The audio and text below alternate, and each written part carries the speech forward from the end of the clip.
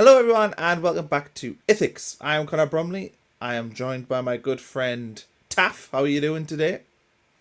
I'm all right, pretty good. Good, good. Well, anyone who's watched our previous episode will notice that we're wearing the same clothes. So I've asked you that question twice within half an hour. Um, I so feel we're a going to bit talk. better. Yeah, A you bit feel better. better. Having said goodbye to Dan Neil and said my piece about him, I feel happier and satisfied at that. Yeah, So I'm you better than I was yesterday or 10 minutes ago. Take it yeah. back. Before we get going though, what's what's this? I have no idea. Who is that? So Sydney man. Sydney Man, I don't know who that is, but it looks like the image looks strikingly like you, with maybe some Just for Men potentially on there. Oh, I Hair looks a see. bit darker. It's a very long story, but that is in fact me. Um, No, yeah, that is me. I remember I said last week I was going to deliver a quiz instead of going to the West Ham game. Well, that was it. I ended up in the so, middle of nowhere. so I I didn't think. make that. I didn't make that. Well, I'm just wondering. Hertfordshire's top quizmaster. That is a suggestion that maybe you are famous outside of these Sunderland circles. The entire thing is an utter fabrication by a friend of mine who wanted to try to sell tickets for a quiz that he asked me to help him deliver. So I have a jazzy jacket like that, like a 1970s game show. I took a picture of myself in the jazzy jacket, and the next thing I know, he's given me a made-up name and all of this stuff, and has massive A3 posters of me all around some village in Suffolk, which was So, a bit weird. if you are a top quizmaster, does I'm that not. mean that you does that mean you know the answers to quiz questions? Oh no! Well, So, where is he going? well, I was thinking we could do just maybe casual. The viewers can join along as well. We'll do some capital cities and see All where right. you're at in terms of capital city knowledge. Now, before we actually talk about capital cities, um, I will add that Sunderland player, cult hero of the past, Aidan McGeady, can name pretty much every capital city in the world. That's one of his party tricks. So Really? yeah, he's very very good with these Have capital you tested cities. him? It was just a common thing when we were in the training ground back in the day that he could just do capital cities, and you could ask him, and there you go, he could talk. Right, we'll start easy, and then we'll work our Oh way God. up. So number one, the easiest one, we'll start with Canada. Ottawa. Yes, yes, you didn't fall for the trap of going with Montreal or Toronto. Okay. Uh, we'll then move it up a level. We'll do Chile. Santiago. Yeah, well done. I knew that one.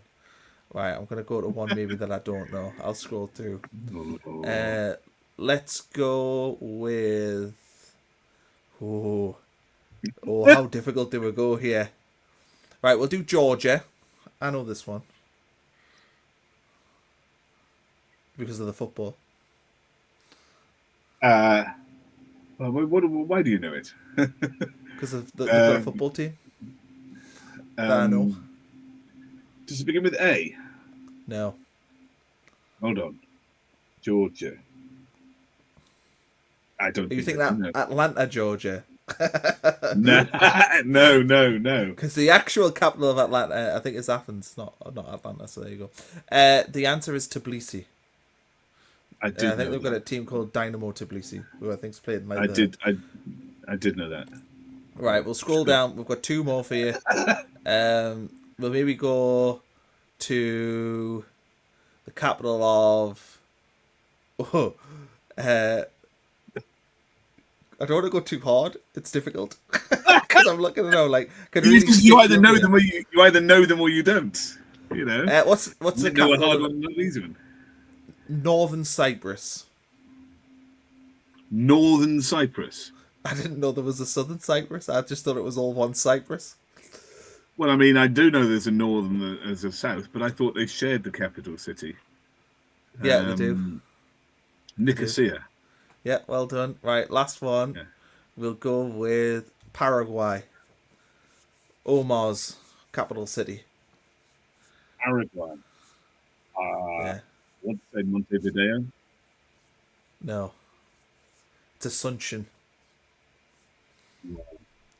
So there we have it. What a load of nonsense. You are not the top quiz master. And the people of Hertfordshire should not pay £5 a pop to be quizzed by you.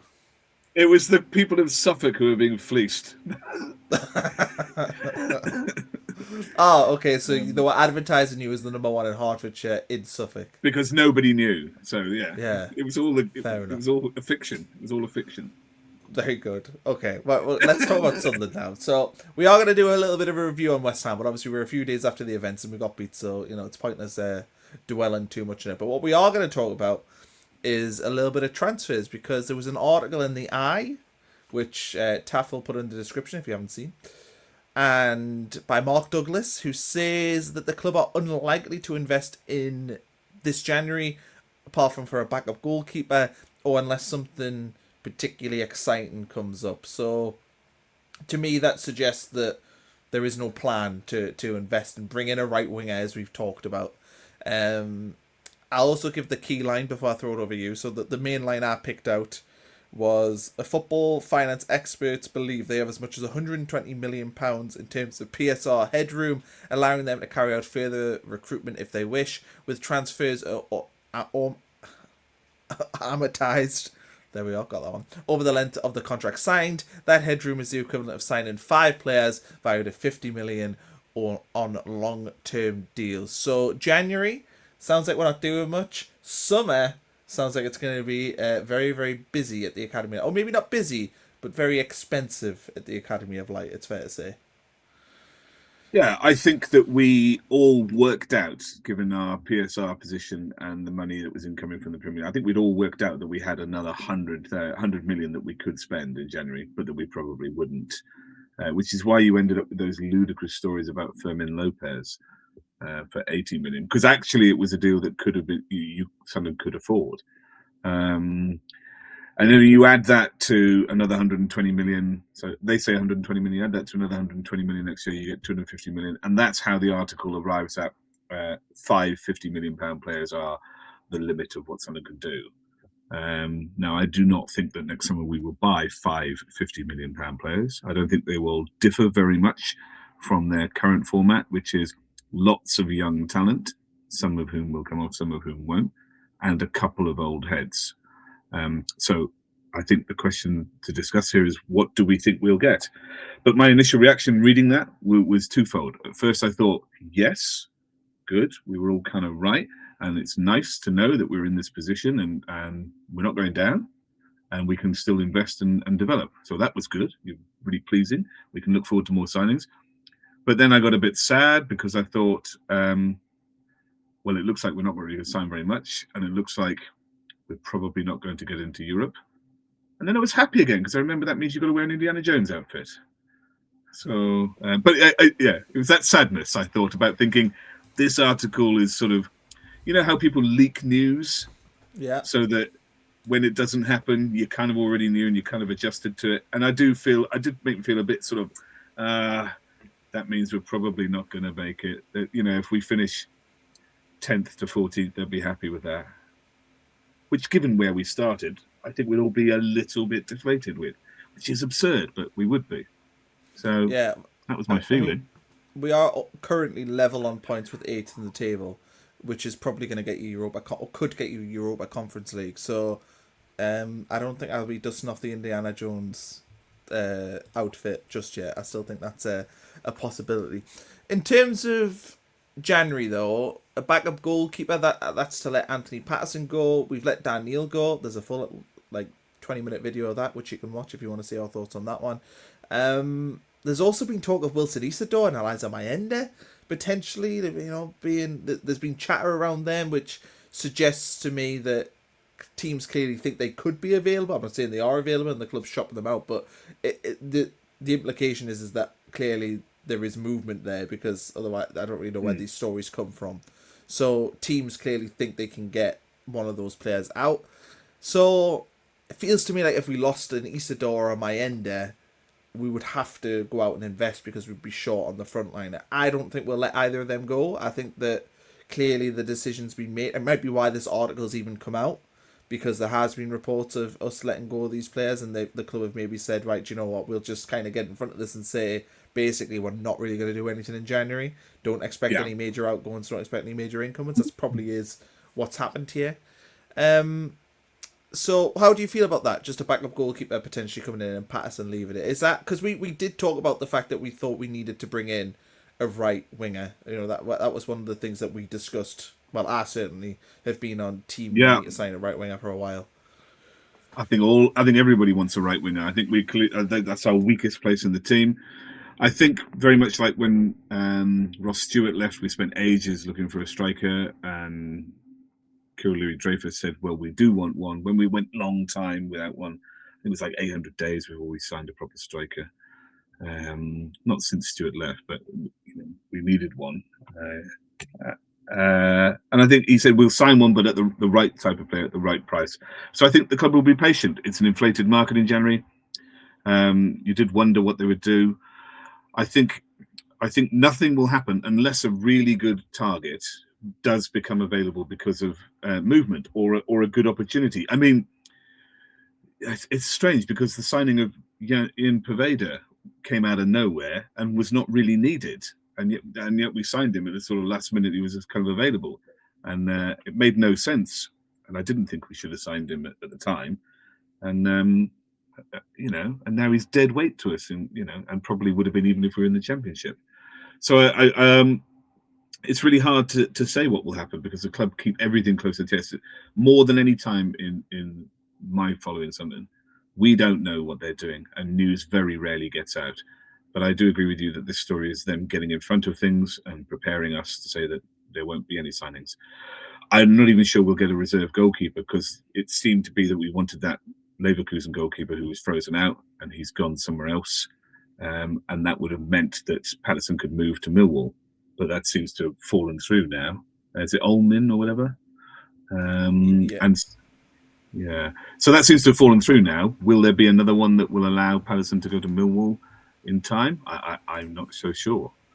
Possibly. There is a Marseille goalkeeper who was released on a free about 6 or 7 days ago. I don't know how much of a possibility he is, but he's reasonably rated. And you'd get money for Patterson. Maybe 10 to 15 million, like you say with Neil. I don't know.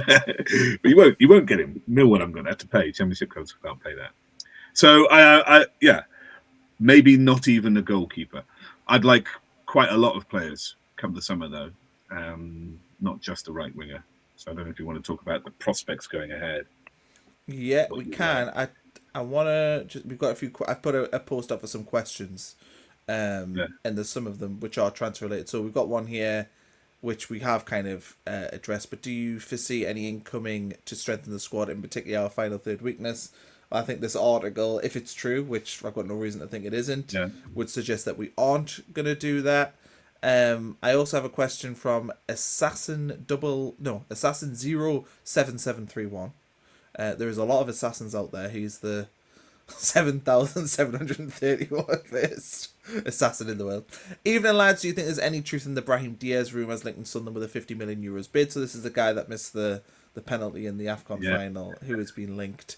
And I think I do kind of want to talk about the summer transfer business, but I wouldn't be shocked if Sunderland did one of these kind of signings in the summer. I'm not saying it'll be him, but I do think we will likely go out and spend good money if the right player's there, and Brahim Diaz does kind of fit our mould in the sense that he can play in multiple positions. He can play as a 10, he can play on the wing, can at a push play sort of through the middle as maybe like a false 9.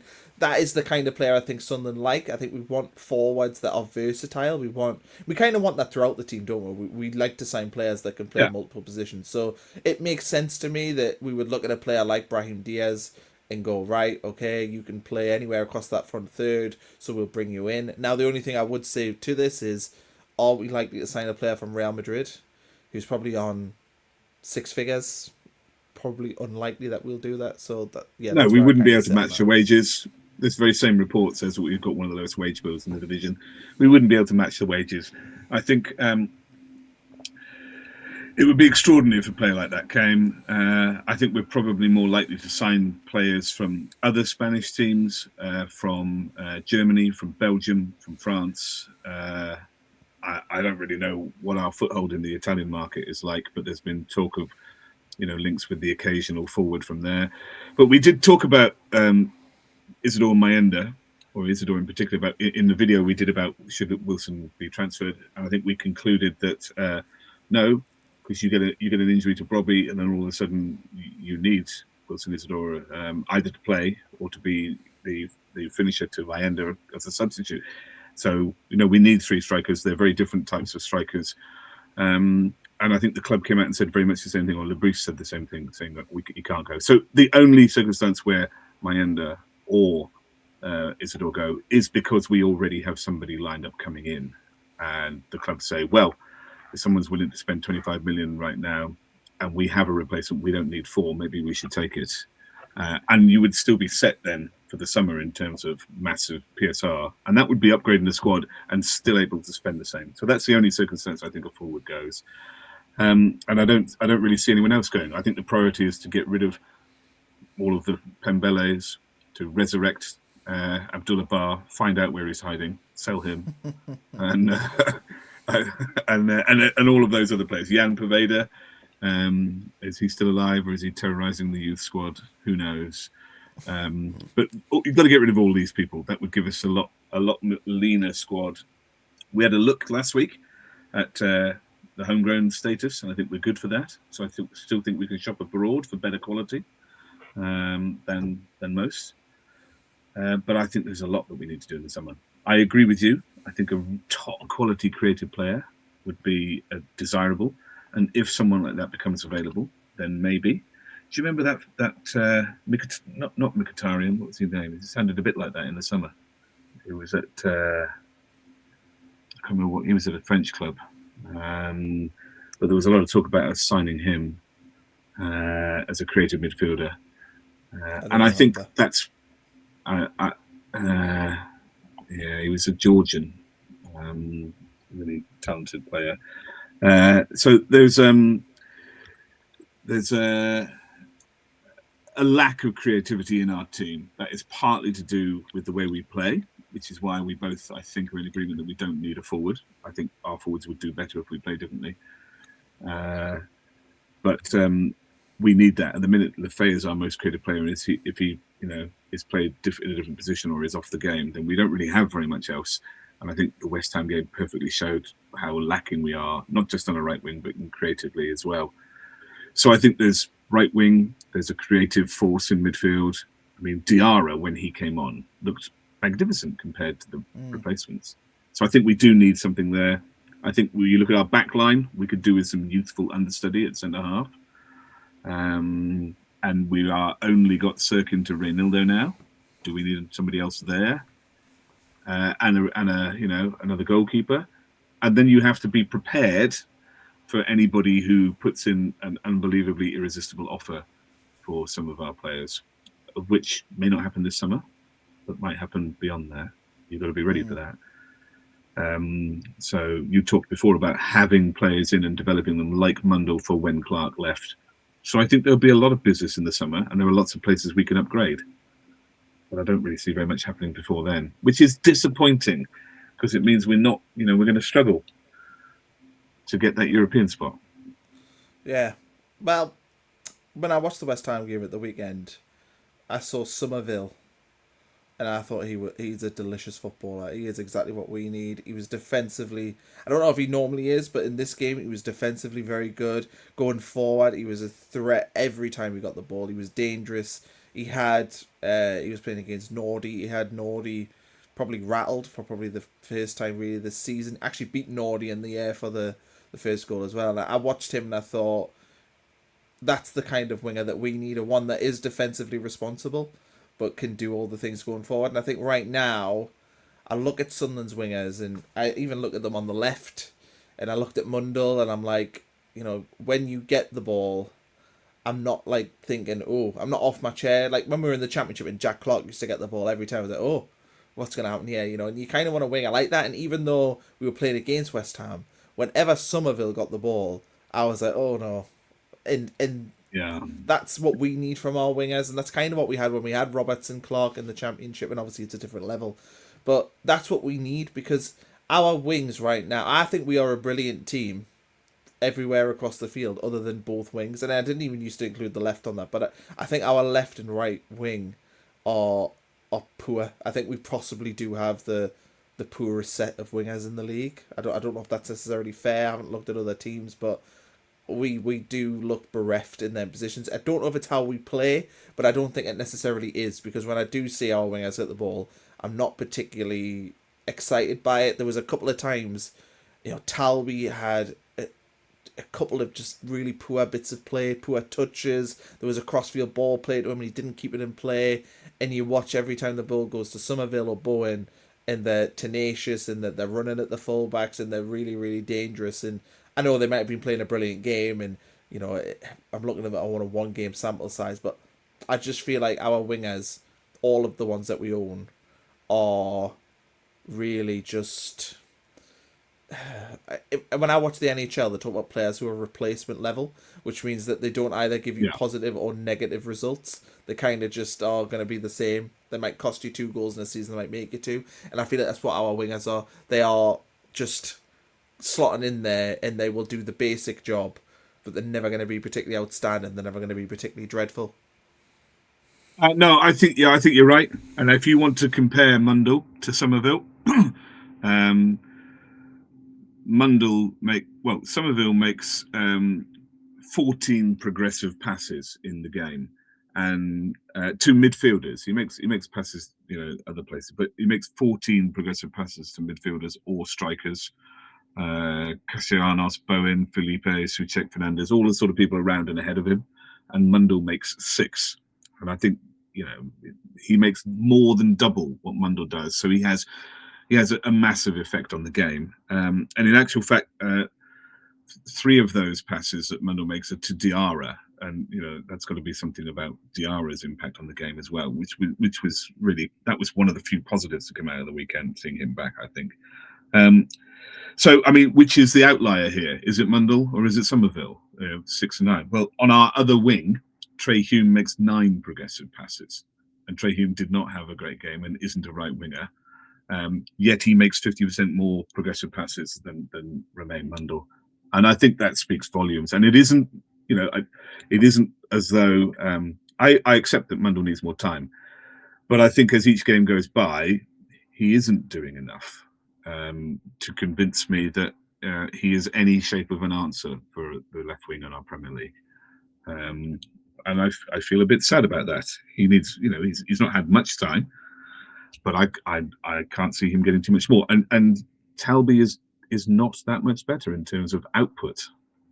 He's got more skill. He can hit a shot, perhaps a bit cleaner than Mundle, but he's not that much better in terms of progressive outputs and passing and linking up. Is that to do with the way we play? It's pretty hard to say. So, I mean, I don't know. Can I share that pass network up there? I'm not sure I can do that, can I? You should be able to. You normally can. But do you want me to do it? Which one? Yeah. The one that says PassNet, not the Hammers one, the normal one. This one. This is our pass network. And it's not pretty. Romain Mundle. It's not pretty. And normally we're much better than that. And there are a couple of things I want you to notice about this. First of all, it is Siddiqui 27 who is replacing Xhaka. And I think when I saw the team sheet, I thought, Hume was going to be in there alongside Siddiqui and Lefay would still be advanced. But it actually ends up being Lefay and Siddiqui in the midfield, replacing, Xhaka and Siddiqui. And it's Siddiqui who's the holder. And I think that has a tremendous amount of impact because Siddiqui is normally the person who links extremely well with the left wing. And that's absolutely gone. So maybe some of Mundle's output is because there's just no connection with the rest of the team there, where Siddiqui normally works extremely hard. But that is also just then a reflection on how good Siddiqui is at making things link up. So I just thought that midfield was quite weak, put a lot of pressure on Siddiqui. And then if you look at the other wing with Mukiele and Hume and Mayenda, I mean, the 3 of them there are not really working very well. And I think we've got a better combination than those 3. And I just think it's really weak Can we Go on. talk about the team selection for this game? And can Yeah, you explain to me the thought process? Because I think every Sunderland fan knew when that team was out that that was not the right team. I mean, the idea of replacing away from home Xhaka with a forward was just weird. The fact that Gertrude, or was his name wrong? He's not playing makes no sense to me. He's the logical replacement. For me, yeah. it was a plug-in. This was just literally Xhaka is out. You plug in Gertrude. That was all that needed to be Yeah. done in this game. I feel like this was I completely overthought, and I don't really understand what the thought process was from the manager. I mean, I was keen to ask you, sort of, if you yeah. can I explain don't the thought process. I don't understand it because I think everybody else is correct. I think Hertrauda is the obvious replacement. When Siddiqui was at AFCON, Hertrauda and Xhaka together worked very well. And you think about the Brighton game, Hertrauda played really well against Brighton. And I thought he'd proved that he can play in that role. He plays there for Holland, for God's sake. So he can certainly play in Sunderland in that position. And when I saw the team sheet, I really couldn't figure it out because I thought, you don't have Lefay as one of the sitting midfielders in the middle alongside Siddiqui, because Lefay, for all his talent, is prone to error. And when he is down there and makes an error, he's led to some heart in mouth moments back there. I want him further up the field where those errors are less prominent and damaging for us. And therefore he's able to take those chances and create things. So having him as a defensive midfielder alongside Siddiqui, I thought was terrible. When I saw the team sheet, I was trying to figure it out. I thought it must be Hume because it wouldn't be Lefay. That would be a weaker choice than having Hertrauda in there, and it removes Lefay from that creative connection further up the field. So I said it must be Hume, and then I thought I was surprised at that. I mean, Hume is not a better player than Hertrauda. Bris obviously really likes him and really trusts him, and I'm like, well, okay. Okay, if that's what Bris thinks he can do, then maybe. But it turned out not to be that. It turned out to be Siddiqui and Lefay, and Hume still kind of folding across and Lefay moving over. And it was supposed to be very fluid, but it didn't. And, much like Fulham, I think we were just exposed in the midfield with all of that moving around. Hume moving back from into the right wing and attack, moving into midfield, and Lefay moving over, and then Hume moving back into right back. And sometimes he was defending inside Mukiele as a sort of third centre half. And I just thought all that movement, I think, undid us. And they controlled the midfield really easily. I think I've got the Hammers pass network. Have a look at theirs by comparison. Those two midfielders, Souček and Fernandes, just dominate the game in comparison to us. And that enabled them just to play around us. When you've got, Hume pinging in and out of the midfield in not a very, strong position, and then you've got Lefay coming forwards and backwards, it just made it easy for those two to play in and around that movement and play around Siddiqui as a result. I just think it just didn't work. But I think that was also very predictable. I don't really understand why Hertrauda doesn't go in there to match that pair. And Bris normally matches the team that he's facing. And Lefay and Siddiqui do not match Fernandes and Souček. And I think that was our undoing. Let me show you. I'll load up just an image. You could take this from any point in the game. So there are numerous examples of this. If it loads up. There it is. You have a look at that. This is, you can see the ball on the left here is about to be passed to where the arrow is. It's about to be passed up to Somerville, I think. And you can see Siddiqui underneath the arrow is pointing to Hume to come out and meet him because we've got 5 in defence. So come out and meet him. And you've got Siddiqui and Lefay ahead of him here. And then Mundell on the left. But as play develops and that ball is collected, if Hume on this occasion, he makes the tackle. But if he doesn't make the tackle, this is the second position, I think, which is coming up there. If you click that now. This is Hume still coming out to meet him. Now, he does actually make that tackle. But you look at the position that they are in the midfield here. They've got Felipe, who's dropped from Castellanos, and they've got their winger come in, and then you've got Souček and Fernandez in the midfield against our three midfielders. And if he gets a pass off there, it's just too easy to play round and through us. And I just think that we've given up the midfield here for no real gain. We've given up the midfield here so that we can have five at the back sometimes, so that we can have Hume in attack on the right wing. And it's perhaps no wonder that Mundell ends up isolated. I just don't get it at all. But it is much easier to say this after the event when you can see what has happened. And fair play to Bris. He witnessed it at half-time and thought, to hell with this. This is a bad idea. And substituted a bunch of people. Yeah, but that's the positive. He did change it. But I mean, if we go back to this image here, so the guy the arrow's pointing out is Scholes, who's their left back.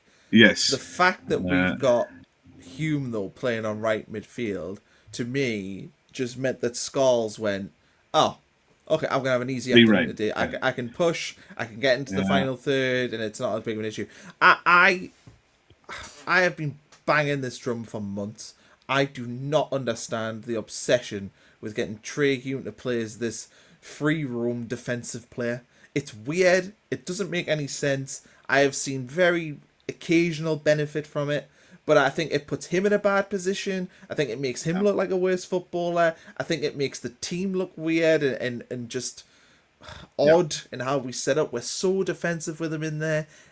And I don't I mean, I'm loath to criticise the manager, and I don't normally do it, but this is something that I just don't get. I don't know what they're seeing, because we've seen this for months now with Trey Hume playing in there. And sometimes, like against Palace, if that was a one-off decision, I can see the thought and it worked fine. But now it's not unpredictable. Yeah. Everyone who's playing us is going, well, we know that they're going to play Trey Hume as this kind of weird midfield defender player. It's hard to find his position. We know that's going to happen in the game.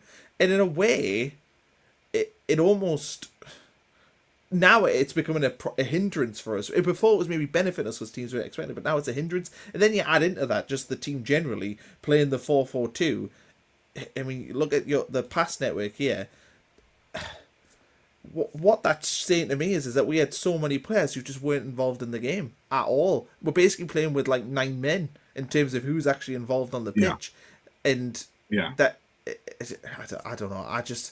When I watched that game on Saturday, I couldn't understand for the life of me what the thought process was of the tactics. I don't know if they had a plan for when Granit Xhaka was playing and then they just ripped it up. I don't know if the plan was that Granit Xhaka would play in this game in this role and he'd play with Siddiqui, and maybe we wouldn't have played Trey Hume, we wouldn't have played Mundell. I don't know, but it just didn't make any sense to me. The team selection was awful from the start. Everyone in my group chats was saying the same thing. And when the game started, apart from the first 5 minutes where we looked okay, it was awful. And we basically gave West Ham so much confidence in the game. This should have been a game where we sapped the confidence out of West Ham and been our normal selves. Now, I don't think it excuses bad performances, but I think sometimes when the tactics are that wrong, it can make players look far worse than what they actually are. And I think this is a clear example of that in this game. I just thought we were set up terribly. We were better in the second half, but West Ham, obviously, they're sitting in, and it's a different sort of game. And we'll talk, obviously, about Burnley in the Burnley preview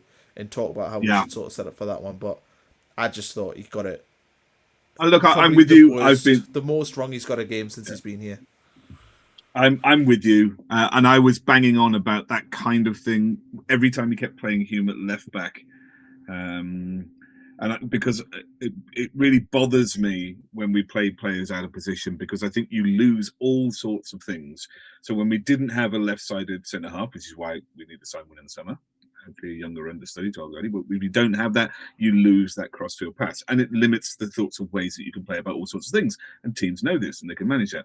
If you play a left back, when we were playing Hume at left back, okay, fine, he's tough, he can defend, but you lost the progressive overlapping, and you lost the connection and threat in attack on from the left wing, and our left wings performed noticeably worse when Hume was at left back. And that's another thing that the opposition don't have to worry about.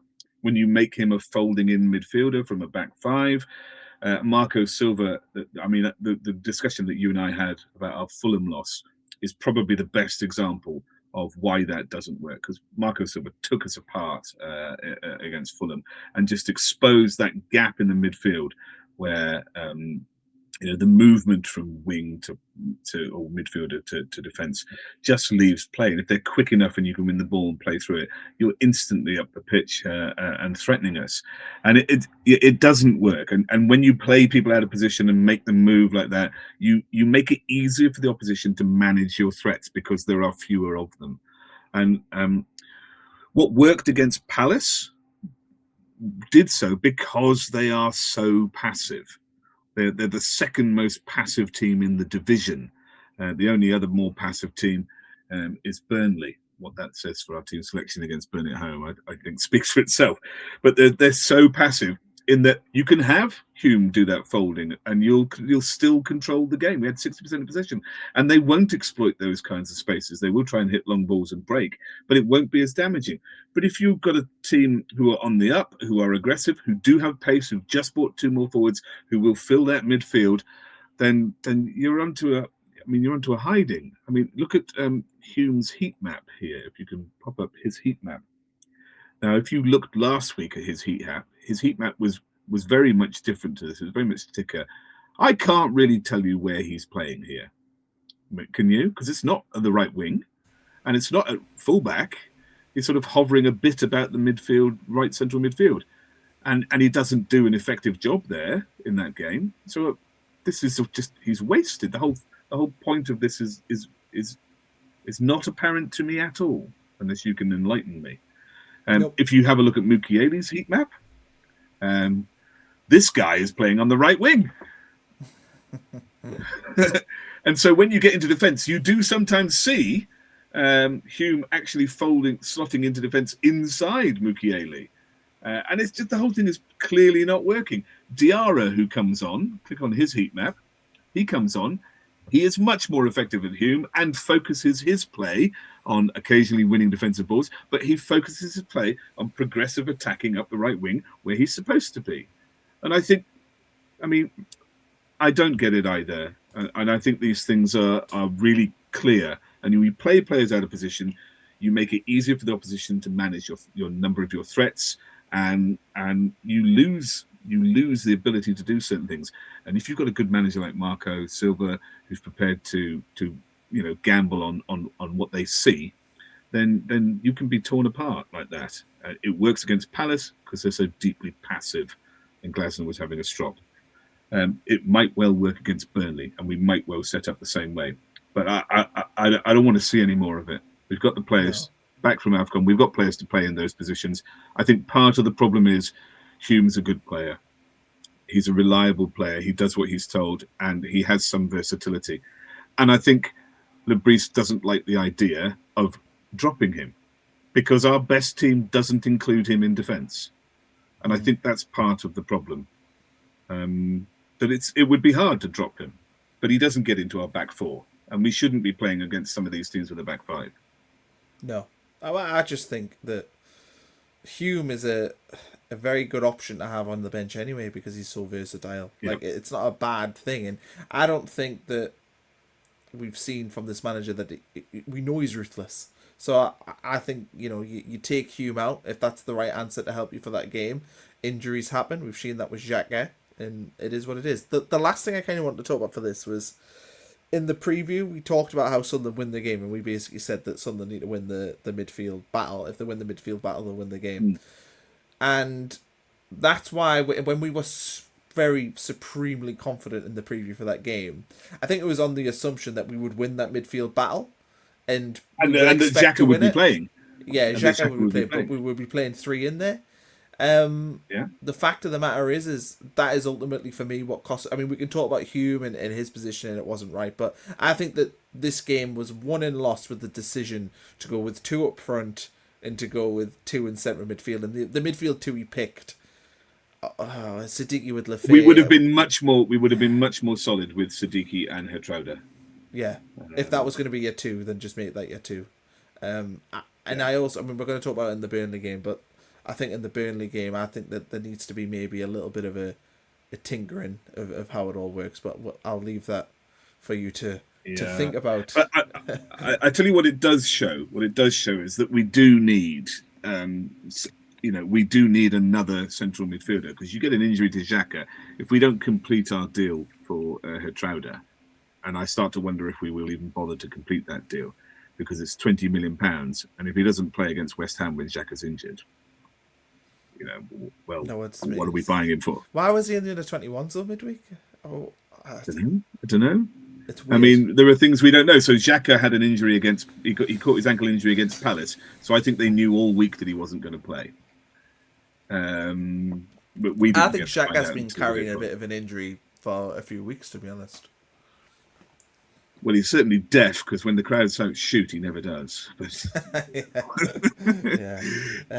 I don't get it. I do think we might not sign Hertrauda, but even if we do, I think we need another proper central midfielder. Especially, I mean, Neil's gone now as well. Yeah. We've got two final questions that I'm going to just quickly ask before we wrap this one up. So the first one is from Andy Ross. We did talk about this in the Dan Neil episode we did. I don't actually know if I asked you this question in this one, so I apologise if I did. But the question is, if there was no intention to play Dan Neil under almost any circumstances, why not sell him in the summer when we still could have got a fee for him? God, I can't talk today. I need to put my teeth in. Yeah, we talked about this kind of in the Dan Neil thing. So if you want to kind of see our opinion on that, we did talk about that. But essentially, my view was that view, which was basically it's a bad waste of resource. Your view was, well, you wouldn't have got massive money for him anyway, so why cry over spilt milk? I don't believe that the offers to sell him were that prominent or there. And I also think at the beginning, you don't know how all of these signings are going to work out, so you might have to use him. True. The other question, which I think is quite interesting, and is a question that nobody's talking about, is Patrick Roberts not a better right winger than Hume, who we've played there recently? And I think that with losing Traore to injury, I do think it's strange that there's been no question about maybe recalling Patrick Roberts and seeing what we could do there, because I refuse to... Look, I know that Patrick Roberts' numbers are not great, and understand that at championship level, we're not talking about a player that is creating like 15 goal contributions a season. I get that. But you can't tell me that Patrick Roberts right now is not a better option than playing Trey Hume on the right wing. Yeah, I'm inclined to agree with you, and I think that this could have all been managed a little bit better. So, I think we are sending Masuaku out on loan to Lons. Yeah. I think that's been announced today. In some wild Back to the Future advert by Lons. They think it's a magnificent signing. So we're sending him out on loan to Lons. We had hit the maximum number of international loans. We can loan internally, like Neil to Championship side Ipswich, but we can't loan internationally. In order for Masuaku to go to Lons, we had to recall Alexic. And I just think, well, that doesn't do anything. That's nothing for Alexic. But I don't know why nobody... I know it doesn't affect the international recalls, but if you're thinking about who do we recall, surely at some point, even thinking about the status of Patrick Roberts, although it doesn't affect the international, must have crossed their minds.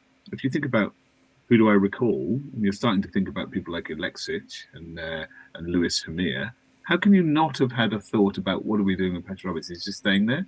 Because the moment Traore is injured, I think we're looking at possibly a Dingra to play, and he's not really come up to scratch. So you must be thinking, well, Traore is out for 6 weeks now. We could kind of do with Patrick Roberts.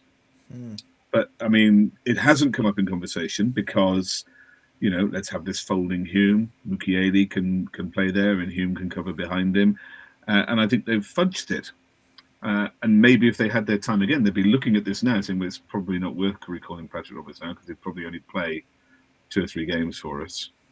And I think they can make do. But I think if they had the time again, I think Patrick Roberts would have been a better solution to all of this than folding Hume and I don't know. I think it would have been a better solution. So I would have entertained that idea. I think though that the Patrick Roberts discussion is more relevant when we see the article that we talked about at the start with this, that they aren't essentially going to buy a right-sided forward. And if that is the case, my impression was, well, we were probably going to sign a right winger in January. We had Kirill go on that interview on Monday Night Football where he said, we're aiming for top 10, there's no limit, da da da da. So I was just of the impression, well, we'll probably sign a world-class right winger, so therefore we don't need to bring him back. But, we've got to look after number one, which is us. Yeah. We need a right winger. Patrick Roberts is an I think, option. yeah. I'm not saying that Patrick Roberts is going to come in and score loads of goals. I don't think he will, but at least he understands the system and he is handy on the ball. I don't think he's going to give it away in bad positions. He's very experienced. I think that Patrick Roberts would probably have done okay in this time. His work rate in defence and shape is underrated, I think, as well. Better than Adingra, certainly. Look, I agree with you. You go back to the summer, and we basically had signed, sealed, and delivered Armand Loriente, who was a right winger from Sassuolo. And then at the last minute, their agent said, give me a massive backhander. And we said, yeah, get lost. I'm not dealing with you. So clearly there was an intention to have a quality right winger. And then, the window shut. We went and got Traore. And so Traore is injured and he's only on loan. Or is he? What did he cost? 3 million? I can't remember. No, we bought him for 2.5 million. But he's not a long-term answer. And so you have to think, well, clearly they wanted a right winger of quality and pace. It isn't Traore, and he's not the long-term answer. But maybe they ran out of time. So I think that it's not unreasonable for all of us to be expecting to have one in January. I get the prices are inflated, but if you're not going to get one in January, then surely you look to Patrick Roberts to come back. And these things are all known beforehand. But instead we're faffing around, forcing Trey Hume to play on the right wing or pushing up Mukiele and leaving us exposed to having to run back heavily into defence. And I just think, leaving Siddiqui with a slightly out of position and weaker Lefay to stop the play in front of him. I just think I agree, it's been poorly managed. And, still, Dan Neil doesn't get a look in any of that wonder, which is incredible. But it obviously we need a right winger. They had one signed, and Traore is a backup and not a long-term one. So there must be a right winger there. But it doesn't look like we're going to have one. No, right, well, I feel like that's a good time to wrap this up because we've been going for 47 minutes. Thanks, Taff, for joining us. We'll be back with a preview for the Burnley game, which you can all check out. And we've got a review of Dan Neil, which we've talked about in his time at the club, so check that out as well. And then I'll probably have other videos on the channel. Taff only likes recording with me these days in Sky Sports, so he... I get very busy. I'm just really busy. I've got a job to hold down. Yeah, he's not like me. He has nothing to do all day. The unemployed freelance man who does what he wants when he wants. I wish I could talk about Sunderland all day. It would be delightful. But my wife it's not all I do. There is other things I do. But I prefer to talk about Sunderland all day. I do a bit of lecturing. I teach the world. Some have said I'm an inspiration. Okay. I don't have that. Can we have them? Can we have them on the show? Some thank you cards that you could display in the background. Me wearing a mustache. There's a little shelf just behind you there. You should put some thank you cards up. And I go, look what you've got. I mean, this is in the very near future. This will all look very different. This whole room. So we'll see a new setup here, a better webcam as well. It's going to be amazing. All for this lovely venture of ours. Okay. So look forward to that. Anyway. Yeah, catch all the other stuff, subscribe, all that good stuff. Let us know what you think. Let us know all the crap that we've talked and how wrong we are or how right we are. We love to hear that as well. And we'll catch you again in the near future.